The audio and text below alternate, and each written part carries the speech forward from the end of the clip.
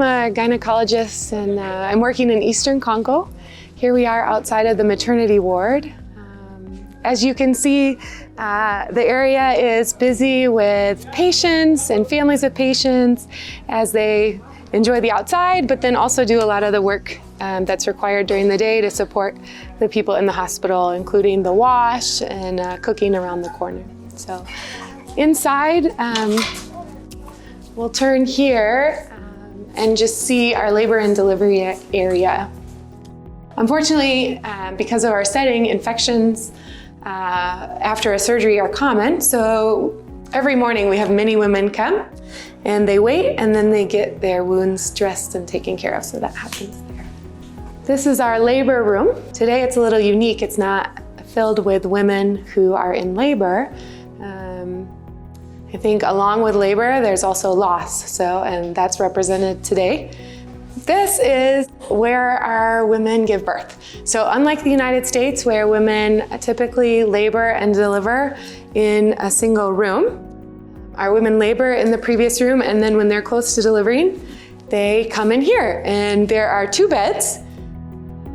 We try our best to give women privacy using this wall.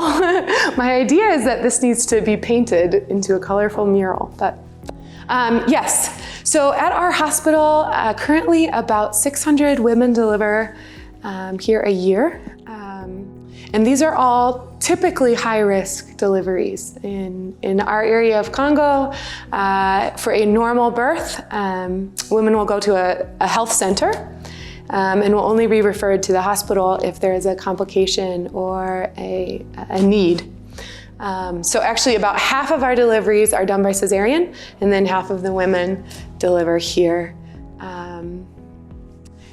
It's I think looks very similar to any labor room that would be found in this area.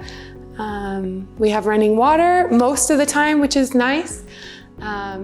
Electricity is a problem. Our electricity here is solar. So if there's not enough sun or the batteries are not full, our midwives will deliver by the lights of flashlights or their cell phones. And you can imagine how difficult that is. The setup here is quite beautiful. Our operating room for maternity is right next to the delivery room. So if any urgent assistance is needed, we can just bring the women right in here. The care here is pretty standardized as it is in all of Congo. Like all the hospitals, the national protocol is followed for births. Here's our postpartum ward, or patients also with non-acute problems would have a bed here. All of these women in this first part have delivered recently. This baby here is a special little one. His mom came in about a month and a half ago and actually was unable to walk at the start. I think it was the start of, I can't remember quite how far along she was, but as you can see, she had a successful delivery and the mom is doing very well. She is now able to walk again and her child is doing great. Let's see. This woman has stepped out, but ectopic pregnancies in this area are very common. I think largely due to the rate of pelvic infections leading to scarring in the abdomen. And so we actually have 2 women admitted, this woman here and a woman over there who came in with ruptured ectopics. But the rest of the women here have delivered. Congo is a tough place to be born into, especially northeastern Congo. It's a conflict zone. It's a place of instability where the story of being displaced from your home is one that is known to, I would say, almost everyone who lives here. not too long ago, even in this region, the village, the local people had to leave for a period of time and then come back. And so insecurity causes multiple health problems, from nutrition to poor hygiene to diseases, fractured families, and we see all of that. We see all of that here. This is also a region where malaria is endemic, and infectious diseases just seem to be out of control, honestly. Every woman before giving birth gets tested for HIV and syphilis, and the number of positive cases is astounding. And of course, those are unfortunately two diseases that have terrible long-term impacts on the infants born to those mothers as well.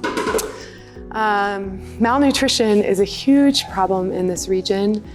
Studies, I believe, estimate the percentage of malnutrition to be over 20% for pregnant women in this area. Women who don't get enough food are more likely to have children that are of low birth weight, that are malnourished, and that are delivered early. I think good studies, others can correct me if I'm wrong, are still needed to understand long-term effects, but certainly we know that certain vitamins and mineral deficiencies can also have severe effects on infants. And our malnutrition program for pregnant women is at its debut. I think here we're still trying to understand how best to help and who best to help, because the need is so great.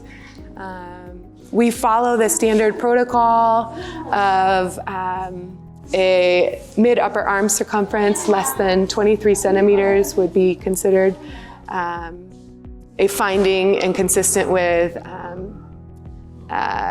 need for nutritional support. I believe that's considered equivalent to a BMI of around 18.5. This hospital has an extremely robust malnutrition program for infants, and so we're in discussions and trying to figure out how best to support moms and hopefully even decrease malnutrition in a child's life before they're born. So it's pretty exciting. There's a lot of opportunity. I was really confused because I would do all of these ultrasounds, and I would, one after another, find babies that were growth restricted.